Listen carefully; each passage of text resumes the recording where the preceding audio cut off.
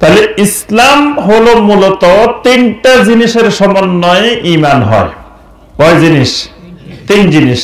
ঈমানের তিনটা মৌলিক উপাদান আছে। একটা হলো তাসদীক বিল কলব, অন্তরে ভালোভাবে বিশ্বাস করতে হয়। ওয়াল ইকরার বিল লিসান, জবানে সাক্ষ্য দিতে হয়, জবানে স্বীকৃতি দিতে হয়। ওয়াল আমল বিল জাওয়ারিহ, অঙ্গ প্রত্যঙ্গের মাধ্যমে আমল করতে হয়। এই তিনটার মধ্যে গুরুত্বপূর্ণ একটা জিনিস হলো সাক্ষী দেওয়া। আমি যে মুসলিম এটা সাক্ষী দিতে হবে, এটা মানুষের সামনে ঘোষণা দিতে হবে। ঘোষণা না দিলে, সাক্ষী না দিলে ওই লোক অন্তরে বিশ্বাস আছে কিন্তু ঘোষণা দেয় না, মুসলিম হবে? আবার মুখে ঘোষণা দিছে কিন্তু অন্তরে নাই, হবে? আবার মুখে ঘোষণা দিছে, অন্তরে বিশ্বাসও আছে কিন্তু আমলের ময়দানে নাই, মুসলমান হবে? হবে না। এবার আসেন, এমন একজন মানুষের নাম বলবেন যেই মানুষটার অন্তরে বিশ্বাস ছিল। আল্লাহ রাসূল সাল্লাল্লাহু আলাইহি ওয়াসাল্লাম সত্য নবী, ইসলাম হক, কোরআন হক, নবী সাল্লাল্লাহু আলাইহি ওয়াসাল্লাম হক। অন্তরে পরিপূর্ণরূপে বিশ্বাস ছিল কিন্তু মুখে স্বীকার করে নাই, মুখে স্বীকৃতি দেয় নাই। মাশাআল্লাহ। কে? আবু তালেব। আচ্ছা, এই লোক কি মুসলিম হয়ে মারা গেছে না কাফের হয়ে মারা গেছে? কাফের হয়ে মারা গেছে। তাহলে এই লোক অন্তরে কিন্তু বিশ্বাস করত, অন্তরে সব জানতো, অন্তরে বুঝতো কিন্তু মুখে স্বীকার করে নাই। এই ব্যক্তির যখন মৃত্যুর সময় উপস্থিত হলো, আল্লাহ রাসূল সাল্লাল্লাহু আলাইহি ওয়াসাল্লাম চাচার কাছে হাজির হইলেন, গিয়ে বললেন, ইয়া আম্মি কুল লা ইলাহা ইল্লাল্লাহ উহাজ্জু লাকা বিহা ইনদাল্লাহি ইয়াউমাল কিয়ামাহ। ও চাচা, আপনি লা ইলাহা ইল্লাল্লাহ বলেন, এই কালেমাটার মাধ্যমে কিয়ামতের দিন আল্লাহ রাব্বুল আলামিনের সামনে আপনার জন্য হুজ্জাত হিসাবে, দলিল হিসাবে আমি আল্লাহর কাছে পেশ করব। সুবহানাল্লাহ। আবু জাহেল, অন্যান্য মুরব্বীরা পাশে বসা, সবাই বলে আব্দুল মুত্তালিবের মিল্লাত বাদ দিয়ে, বাপদাদার মিল্লাত, বাপদাদার ধর্ম বাদ দিয়ে মুহাম্মদ সাল্লাল্লাহু আলাইহি ওয়াসাল্লামের দাওয়াতে সাড়া দেওয়া যাবে না। এই লোক চিন্তায় পড়ে গেছে, লা ইলাহা ইল্লাল্লাহর সাক্ষ্য দিবে, মিল্লাতে রাসূলুল্লাহর সাক্ষ্য দিবে নাকি মিল্লাতে আব্দুল মুত্তালিবের সাক্ষ্য দিবে? শেষ পর্যন্ত চিন্তা ভাবনা করে বলল, আনা আলা মিল্লাতে আব্দুল মুত্তালিব। বাতিজারে, আমি তোমাকে সত্য জানি, তোমার দ্বীনকে সত্য জানি, সব জানি, কিন্তু এটা আমার মনে মনে। কিন্তু আনা আলা মিল্লাতে আব্দুল মুত্তালিব, আমি আমার বাপ দাদার মিল্লাত আব্দুল মুত্তালিবের মিল্লাতের উপরেই আছি। নাউযুবিল্লাহ। বাপ দাদা ছাড়তে পারবো না, সব জানি, সব বুঝি, কিন্তু আমার বাপ দাদা পূর্বপুরুষ যা করে গেছে এইগুলা থেকে আমি মুক্ত হইতে পারবো না। দেখবেন অনেক মুসলমান এরকম আছে, কয় না আরে ভাই সব বুঝি, কিন্তু বুঝলে কি হইব, আমার বাপ দাদারা করে গেছে, আমি কেমনে বাদ দিই? আমি এক জায়গায় বিয়ে পড়াইতে গেছি, এক বিয়ের অনুষ্ঠানে এক লোকের ধরিয়ে এনেছে উকিল বাবা।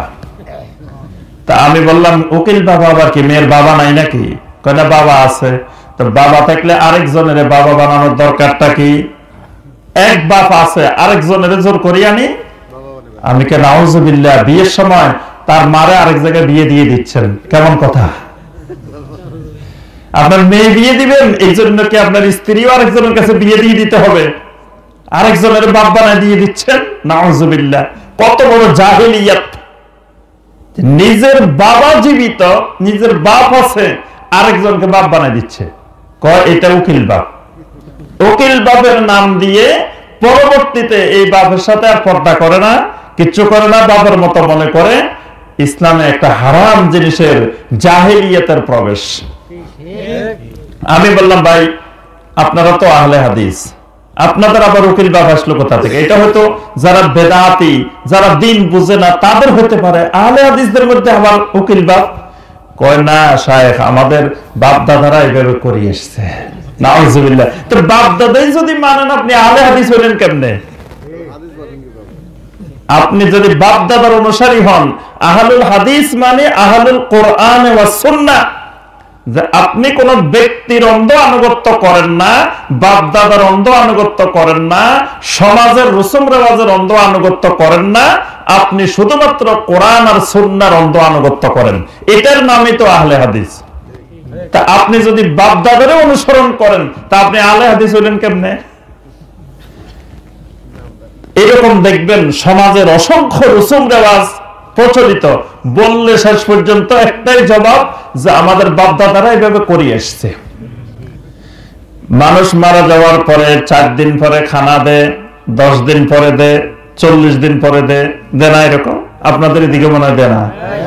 জিজ্ঞাসা করলে ভাই এগুলা তো বেদাত। আল্লাহ রাসূল সাল্লাল্লাহু আলাইহি ওয়াসাল্লামের স্ত্রীরা মারা গেছেন, আম্মাজান খাদিজা রাদিয়াল্লাহু তাআলা আনহার মতো স্ত্রী নবী সাল্লাল্লাহু আলাইহি ওয়াসাল্লাম জীবিত থাকাকালীন অবস্থায় মারা গেছেন। নবী সাল্লাল্লাহু আলাইহি ওয়াসাল্লামের ছেলেরা মারা গেছেন, নবী সাল্লাল্লাহু আলাইহি ওয়াসাল্লামের মেয়েরা মারা গেছেন, নবী সাল্লাল্লাহু আলাইহি ওয়াসাল্লামের কত আত্মীয়-স্বজন মারা গেছেন, সাহাবায়ে কেরাম মারা গেছেন। কারো জন্য তো নবী সাল্লাল্লাহু আলাইহি ওয়াসাল্লাম জীবনে কোনোদিন এরকম খানার অনুষ্ঠানের আয়োজন করলেন না। তাহলে আপনি কেন করতেছেন? বলে যে সমাজের নিয়ম, আমি যদি না করি সমাজের সবাই বলবে, দেখো বাপে এত সম্পদ রেখে গেছে, টাকা পয়সা রেখে গেছে, ছেলেগুলা কত বখিল, একটা খানার অনুষ্ঠানও করে নাই। তা আপনি যদি সমাজেরই অনুসরণ করেন, সমাজের রসুম রেওয়াজের কে কি বলবে এটাকেই অনুসরণ করেন, তাহলে আপনি মিল্লাতে রাসূলুল্লাহর উপরে থাকা আপনার আমার পক্ষে সম্ভব নয়। এই জন্য আবু তালেবের সামনে তখন দুইটা প্রশ্ন, কি বাপ দাদার মিল্লাতে থাকবে নাকি রাসূলুল্লাহ সাল্লাল্লাহু আলাইহি ওয়াসাল্লামের মিল্লাতে থাকবে। শেষ পর্যন্ত আব্দুল মুত্তালিবের মিল্লাতকে সে প্রাধান্য দিয়ে আবু তালেব ঘোষণা দিল, আনা আলা মিল্লাতে আব্দুল মুত্তালিব, আমি আমার বাবা আব্দুল মুত্তালিবের মিল্লাতের উপরে আছি। নাউজুবিল্লাহ। তাহলে এই লোক মনে মনে সব সত্য জানছে, কিন্তু ঘোষণা না দেওয়ার কারণেও লোকটা ইমানদার হইতে পারে নাই। এই জন্য এই সাক্ষী দেওয়া, ঘোষণা দেওয়া, এটাও একটা জরুরি বিষয়। এই পরিচয় যে মুসলিম, আমি মুসলিম, আমি কোরআন সুন্নাহর অনুসারী, আমি বাপ দাদার অন্ধ অনুসারী না, সমাজের কোন প্রথা নিয়ম সিস্টেমের আমি অন্ধ পূজারি না, আমি কোন ধরনের বাতিলের অন্ধ পূজারি না, কোন ব্যক্তির অন্ধ পূজারি না, আমি কোরআন এবং সুন্নাহর পরিপূর্ণ অনুসারী।